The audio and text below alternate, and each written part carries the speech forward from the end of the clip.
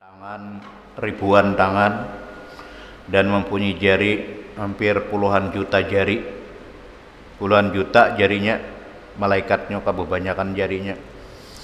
Lalu ditanyai oleh Rasulullah kepada malaikat Jibril, "Ya Jibril, malaikat apakah itu?"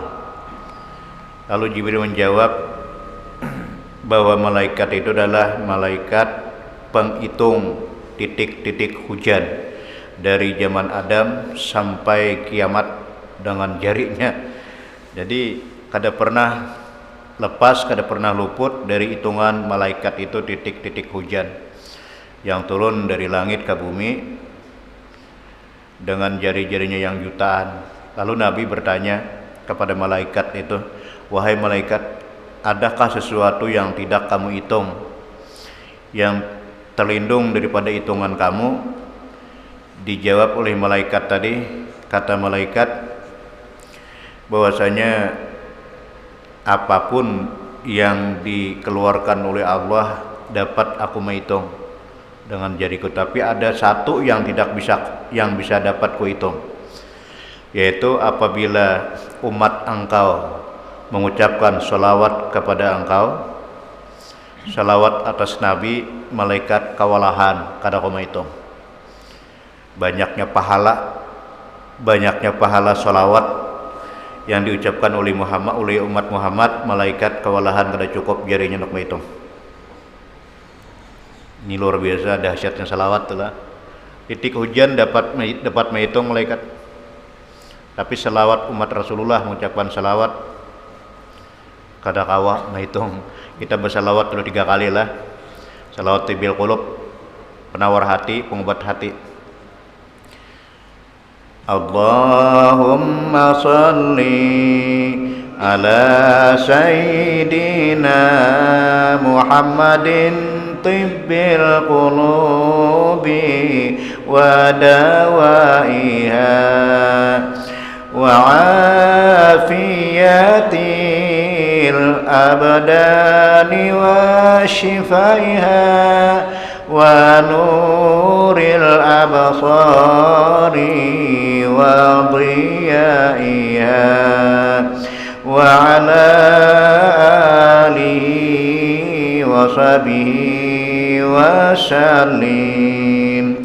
Allahumma salli ala sayyidina Muhammadin tibbil qulubi wa dawaiha wa afiyatil abdani wa shifaiha wa nuril absari wa dhiyaiha wa ala alihi wa sahbihi wa sallim.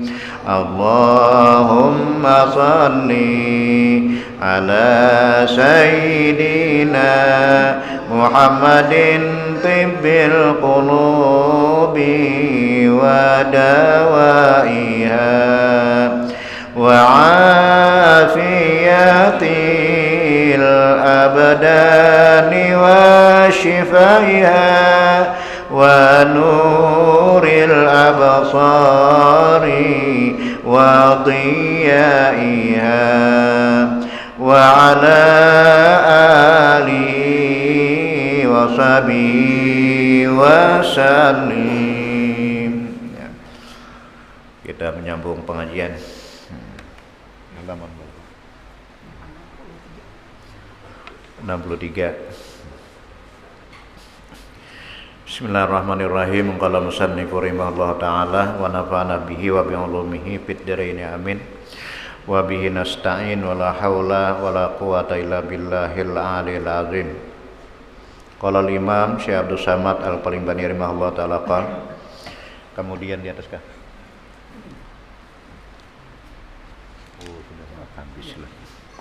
Dan kata Syekhul Islam lah. Dan kata Syekhul Islam ini Zakaria Al-Ansari, Syekhul Islam, halaman 63 di bawah. dalam kurung.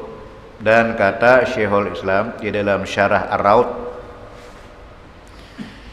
itu, wa ma dzukira min annaha rak'atani wa huwal masyhuru wa naqala fi Ihya Ulumuddin innaha asna asyarata wa sakata alaihi.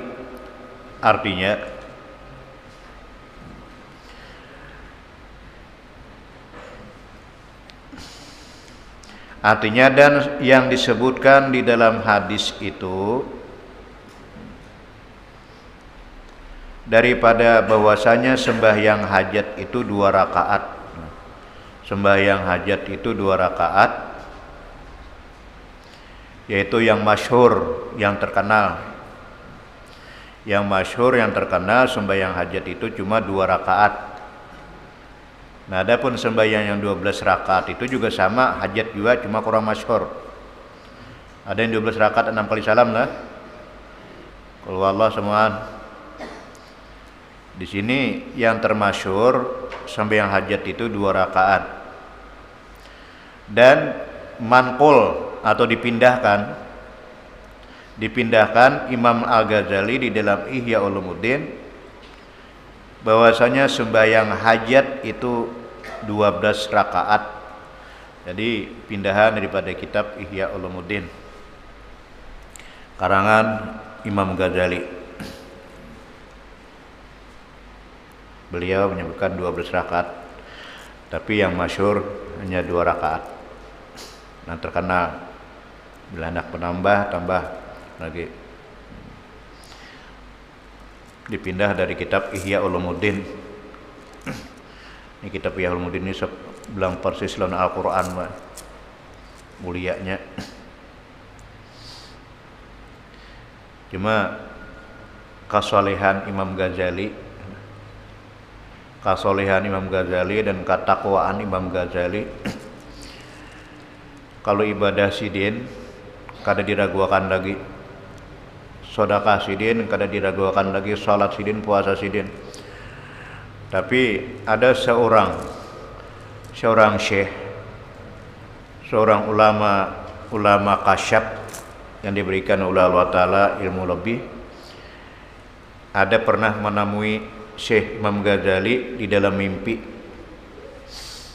Cuman di dalam mimpi lah, mimpinya seorang syekh tadi bertemu dengan Imam Ghazali. Ini termasuk inspirasi lah terhadap Islam yang banyak mengandung hikmah mimpinya nih.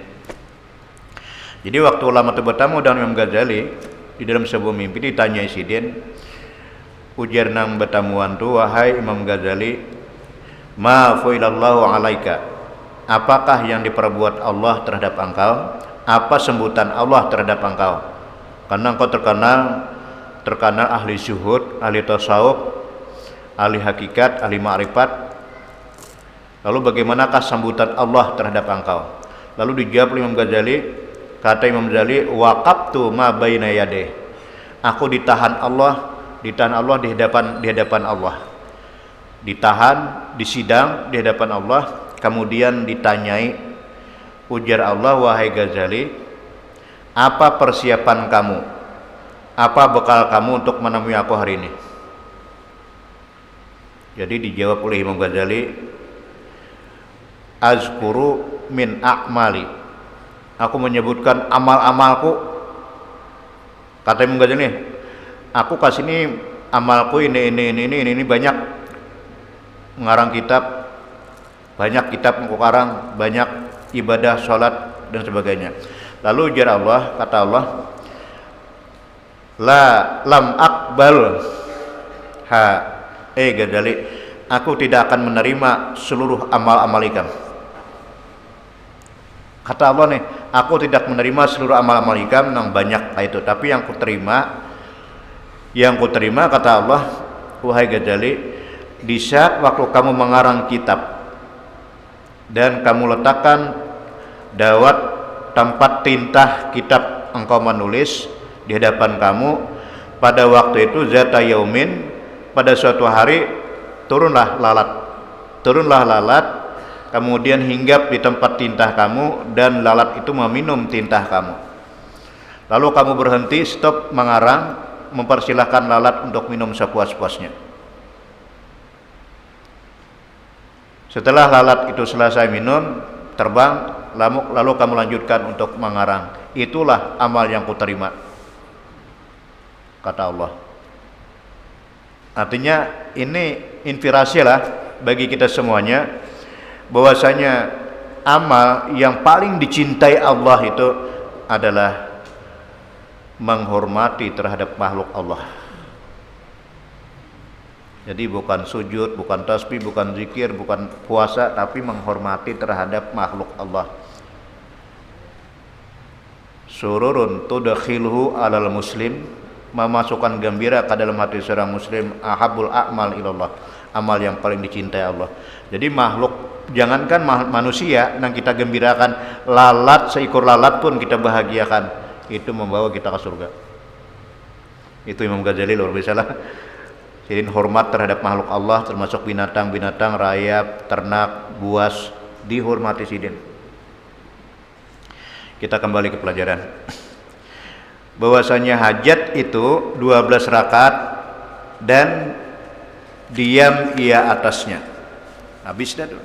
Masalah sembahyang hajat kita sambung pasal fi adabis shalah. Ini suatu pasal pada menyatakan adab. Adab itu bisa disebut tata krama, bisa disebut akhlak. Adab sembahyang, tata krama, karena memang pendidikan yang termahal di dalam sholat itu adalah mendidik akhlak, mendidik adab. Sembahyang tuh Pak, malah jadi kita beradab. Pertama, orang sembahyang itu suci badan, suci pakaian, suci tempat, baju bersih, baju mahal, kemudian berwudu, menghadap kiblat, tunduk, jangan toleh kiri kanan, itu adab akhlak. Apabila selesai engkau bersuci daripada hadas, hadaslah sama ada hadas besar atau hadas kecil. Pada hadas itu tiga hadas besar, yaitu hadas besar itu nipas, wiladah, dan haid. Laki-laki kada masuk di dalam hadas besar. Khusus untuk perempuan, nipas orang darah melahirkan, wiladah melahirkan, dan haid. Haid ialah darah kotor yang keluar dari perempuan yang sehat. Darah kotor yang keluar daripada perempuan yang sehat itulah haid. Jadi orang menahan haid, menahan darah kotor, darah penyakit. Nah, untuk hadas besar hanya untuk perempuan. Karena haramnya dari orang berhadas besar itu jauh lebih besar daripada haramnya junub. Yang kedua, hadas pertengahan. Hadas pertengahan ini laki-laki dan perempuan, yaitu junub. Junub keluar mani dengan apapun caranya keluarnya tetap namanya hadas pertengahan, junub. Haramnya lebih kecil daripada haram orang nipas. Menyentuh Quran, sembahyang, tawaf, khutbah, itulah haramnya orang junub. Adapun hadas kecil itu sunyi daripada wudu, hadasin uduan, itu namanya hadas kecil. Haramnya lebih sedikit daripada hadas pertengahan dan hadas besar. Adapun hadas haramnya orang berhadas kecil termasuk menyentuh Quran. Membaca boleh, membaca boleh nak ada wuduan, cuma menyentuh jangan. Sembahyang haram, tawaf haram, khutbah haram. Itu untuk orang hadas kecil. Jadi termasuk adab adalah apabila selesai engkau bersuci daripada hadas, sama ada hadas itu besar atau hadas kecil, dan bersuci daripada najis. Jadi kita kenal, kita ketahui tentang najis juga. Najis itu ada besar, pertengahan, dan kecil juga. Ada besar, pertengahan, dan kecil. Besar anjing dan babi. Pertengahan najis seperti kencing, nanah, darah, itu pertengahan. Ada juga najis kecil termasuk ma'fu yang dimaafkan. Pada badan dan pada kain dan pada tempat. Jadi di tiga posisi inilah sucinya daripada najis pada pakaian, jangan bernajis, ataupun menanggung najis atau berhubungan dengan najis, dan badan juga sunyi daripada najis serta tempat. Ini yang dimaksud najis ini najis zahir lah. Najis zahir bukan najis batin. Yang najis itu dua macam, najis zahir dan najis batin. Yang kita bicarakan sini najis zahir. Tapi karena ini sudah masuk ke dalam tasawuf lah, pelajaran Hidayatus Salikin, termasuk najis batin, najis yang tidak terlihat, najis hati. Di dalam sebuah tempat bangunan, ada barang yang tidak diridhoi Allah, itu najis juga lah.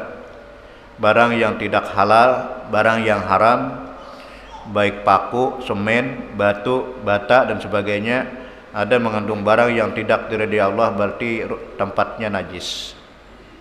Najis secara hukmiyah.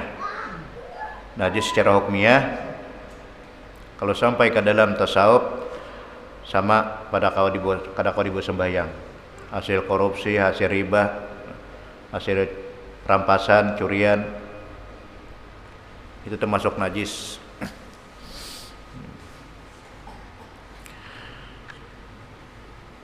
Dan selesai pula daripada menutup aurat. 3 macam inilah. Pertama, suci daripada 2 hadas. Kedua, suci daripada najis. Dan ketiga, menutupi aurat. Aurat itu lebih ringan daripada najis.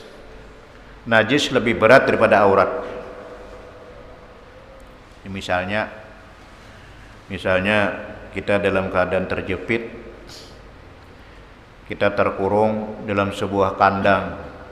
Kandang itu kandang ayam, kandang kambing, kandang itik, tidak bisa keluar.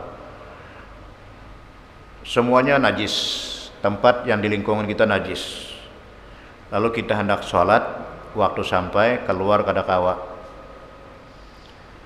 Jadi bagaimanakah caranya setelah kita bersuci, meskipun di tempat-tempat najis, lepas pakaian, lepas sarung, lepas celana, ampar, jadikan sejadah, sembahyang bertelanjang.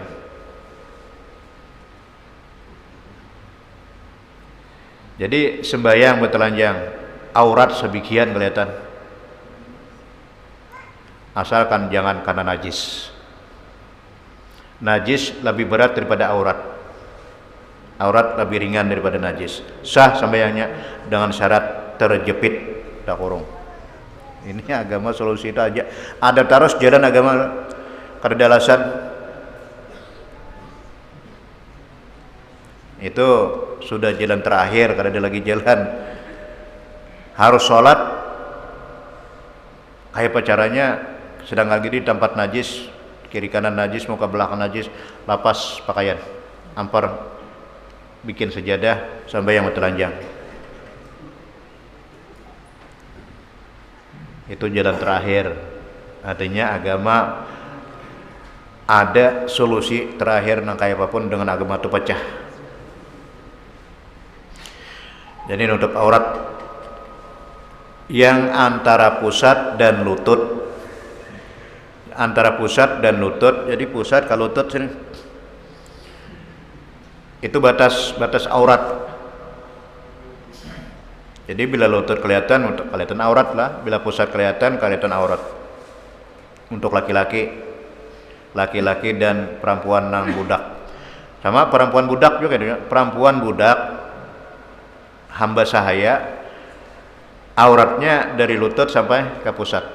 Jadi biar aja nih payudaranya kelihatan. Karena dia budak tuh kada bisa apa-apa milik orang lain. Nah sekarang ada lagi budak. Jadi antara pusat dan lutut inilah aurat pada laki-laki dan pada perempuan yang hamba orang. Sama hamba perempuan auratnya sama dengan laki-laki. Adapun aurat perempuan merdeka bukan budak.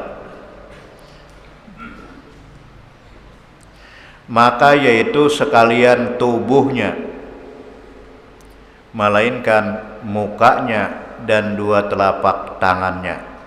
Ini baik di dalam sembahyang atau di luar sembahyang.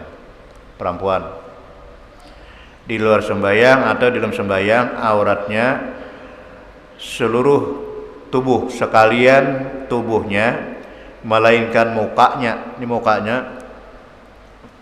dari tempat tumbuh rambut sampai bawah dagu, disinilah yang boleh dibuka untuk perempuan salat. Tapi kalau di luar salat ini termasuk aurat.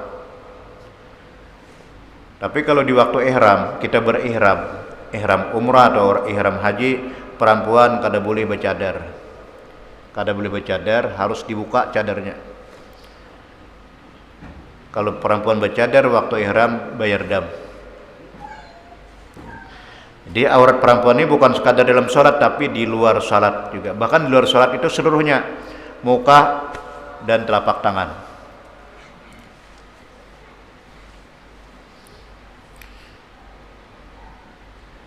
Dan belakang tangannya hingga pergelangannya. Nah, kemudian maka hadap olehmu akan kiblat. Sudah selesai. Najis sudah beres. Hadas sudah selesai, aurat sudah tertutup, lalu menghadap kiblat. Inilah akhlak yang dilajari oleh agama terhadap salat menghadap Allah.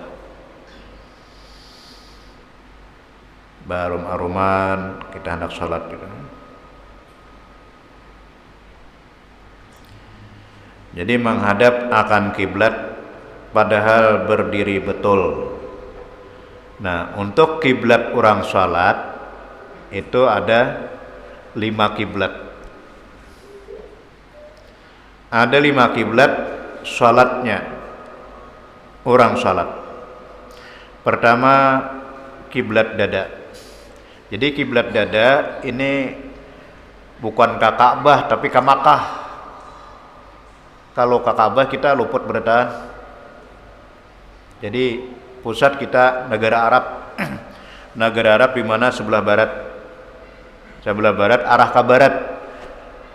Kalaunya Masjid Makkah itu kiblatnya orang Makkah. Jadi orang Makkah dari hulu ke hilir, barat ke timur, di daerah Makkah kiblatnya ke masjid. Ada kita orang daerah luar negara kiblatnya ke negara Makkah. Adapun orang yang berada di dalam Masjid Makkah kiblatnya Ka'bah. Kalau kita tanah Arabnya, negara Arabnya. Soalnya kalau kita saat terselisih sederajat saja lah, sederajat saja kalau kita mengarah ke kiblat, bisa tak ke Amerika, kancang hatali, bisa tak ke Perancis kiblat kita. Jadi kada kau mengarah kiblat.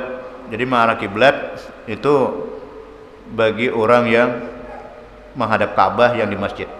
Cuma kita arahnya arah barat kiblat kita. Barat mana? Negara Arab Asia Barat.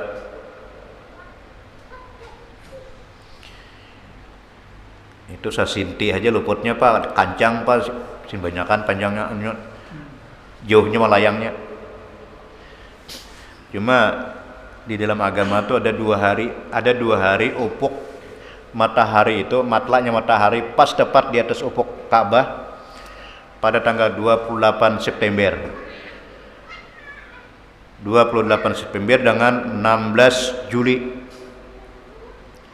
Jadi tanggal 28 Desember atau 18 Juli itu buka aja jendela, buka jendela, kemudian ikuti alur bayang-bayang jendela,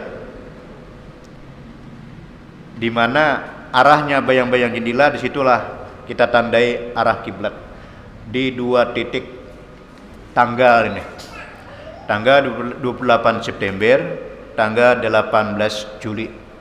Itu pas matahari di atas Ka'bah. Jadi bila sudah melayang, bulan-bulan berikutnya melayang terus, kada kau lagi patokan jendela kita.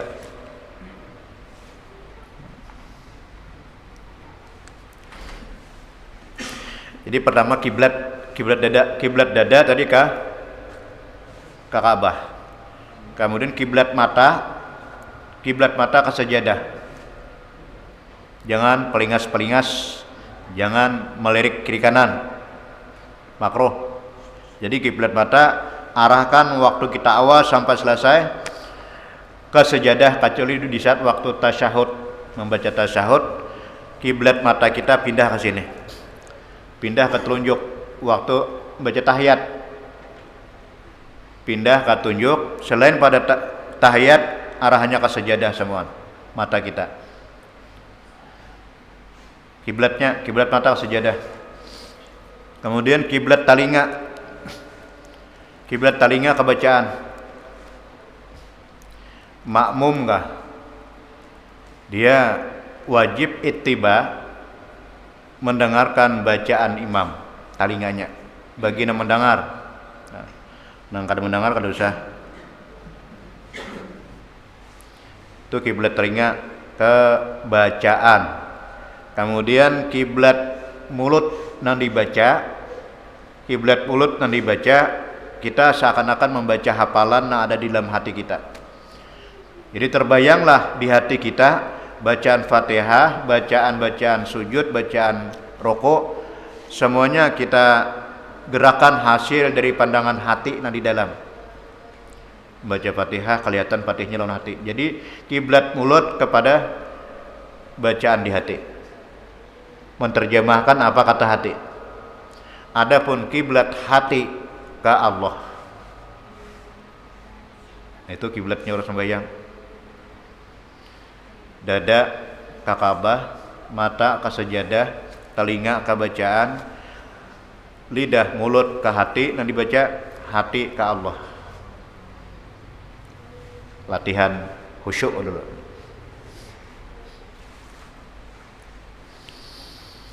Sedikit lagi lah.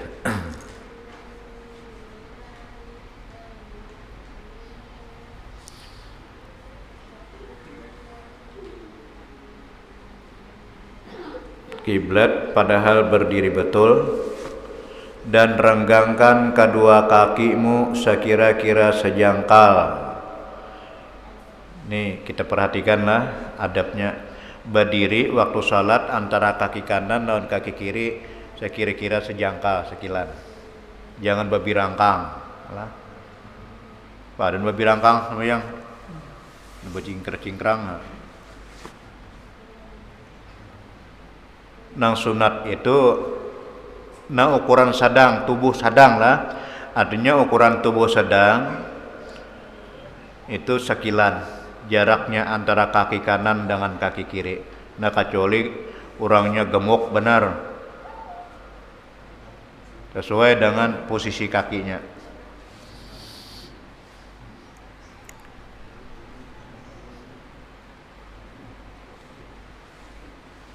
Dan baca olehmu Qul a'udzu birabbin nas. Cuma sebelum baca Qul a'udzu birabbin nas, pertama kita beristighfar dulu. Beristighfar dulu minimal 3 kali, menghapuskan, mensucikan dosa-dosa zahir batin kita. Setelah beristighfar, kita mengucap syahadat, membersihkan najis syirik dulu. Najis syirik mungkin kita sebelum asar tadi ada ucapan kita nasyirik, kelakuan kita nasyirik. Jadi Bacalah sifat sama kata telinga, mendengarlah Adam, masukkan kalam ke mulut, berkata-katalah Adam. Itu semua milik Allah. Kita bepanak semuaan. Hanyar ketuk pintu Allah. Bila sudah kalimat Allahu Akbar, berarti kita bertamuan namanya tajalli bertemuan. Ucapan hamba terhadap makhluk pertama kali bertemuan adalah Allahu Akbar. Itu kalimat pertemuan. Kalau kita sama kita Assalamualaikum. Nah, makhluk sama makhluk Assalamualaikum. Kalau makhluk dan Allah Allahu Akbar. Itu sudah naik menerobos langit ketujuh, bahkan sampai menembus ke mustawa, karap-rap hijau, 70.000 dinding ditembus sampai ke hadirat Allah. Allahu Akbar. Mi'rajnya orang beriman. Itu salat luar biasa. Naik kita tembus langit pertama, kedua, ketujuh sampai ketujuh, sampai ke Sidratil Muntaha, terus ke mustawa, karap-rap hijau, sampai ke Syariful Aqlam, berhadap kepada Allah. Allahu Akbar. Jadi hilanglah selamat jalan dunia, selamat jalan bini, selamat jalan anak, selamat jalan harta. Hilang akan. Berat memang, tapi mulia. Nah, kita batasi sini dulu. Jadi qul a'udzu birabbin nas wallahu alam. Al-Fatihah. A'udzubillahi minasyaitonir rajim. Bismillahirrahmanirrahim. Rabbil alamin arrahmanirrahim maliki yaumiddin. Iyyaka na'budu wa iyyaka nasta'in ihdinas siratal mustaqim siratal ladzina an'amta 'alaihim ghairil maghdubi 'alaihim waladdallin. Amin. Amin ya Allah ya Karim. Bismillahirrahmanirrahim. Alhamdulillahi rabbil alamin. Wassalatu wassalamu ala asyrafil anbiya'i wal mursalin sayyidina wa maulana Muhammad wa ala alihi wa sahbihi ajma'in. Allahumma inna nas'aluka ilman nafi'a wa qalban khashi'a wa amalan mutaqabbala wa rizqan halalan thayyiban mutayyiban wasi'an katsira bi lutfika wa karamika ya akramal akrimin. Rabbana atina fid dunya hasanah wa fil akhirati hasanah wa qina azabannar. Wa sallallahu ala sayyidina maulana Muhammad wa ala alihi wa sahbihi wasallam. Walhamdulillahi rabbil alamin. Taqabbalallahu.